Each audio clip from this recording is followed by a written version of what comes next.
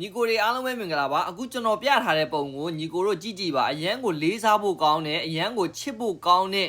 အရန်ကိုအတူယူဖို့ကောင်းတဲ့ဒါစာကြောင်းလေးတွေပေါ့နော်တစ်ဖက်ကကြတော့ Arsenal fan က Manchester United အသင်းကိုလေးစားသမှုနဲ့ Manchester United ရဲ့ကစားသမားကိုလည်းသူကချီးကျူးခဲ့တယ်အဲ့ဒီအပြင်က Manchester United fan ကလည်းအောက်မှာ Arsenal ကိုလေးစားသမှုနဲ့ပေါ့နော်သူ့ရဲ့စိတ်ရင်းထဲက Arsenal ကိုဖလားရစေခြင်းတဲ့အကြောင်းကိုသူကထည့်ပြောထားတယ်ပေါ့နော်အဲ့ဒီအပြင်က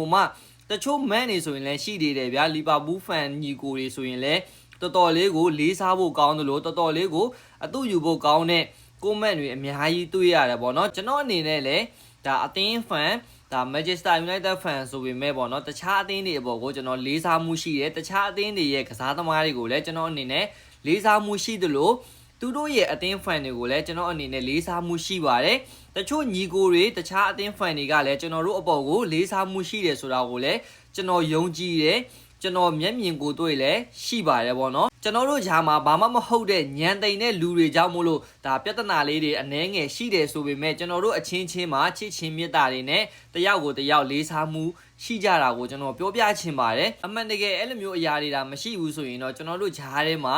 ပျော်စရာကောင်းတဲ့ဒါအမှတ်တရတွေအဲ့ဒီအပြင်ကိုကိုယ့်အသင်းကနိုင်ဝိုင်းရင်လေးတိုက်တယ်ကိုယ့်အသင်းကရှုံးသွားတဲ့ခါကျရင်တခြားအသင်း fan တွေကလေးတိုက်တယ်အဲ့လိုပျော်စရာကောင်းတဲ့အမှတ်တရလေးတွေပဲကျွန်တော်တို့ဂျားထဲမှာရှိနေမယ်လို့ကျွန်တော်ထင်တယ်ကျွန်တော်အနေနဲ့ကလည်းဒီဗီဒီယိုကပဲကျွန်တော်ပြောချင်ပါတယ်ညီကိုတို့အနေနဲ့ကျွန်တော်ရဲ့ဗီဒီယိုထဲမှာညီကိုတို့အပေါ်ကိုဒါစိတ်ဆိုးတာတို့တခုခုပေါ့နော်စိတ်ညစ်စရာတွေဖြစ်သွားခဲ့တယ်ဆိုရင်လည်းကျွန်တော်ဒီဗီဒီယိုလေးကနေကျွန်တော်တောင်းပန်ချင်ပါတယ်အားလုံးကိုကျွန်တော်ချစ်ပါတယ်ကျေးဇူးတင်ပါတယ်ခင်ဗျာ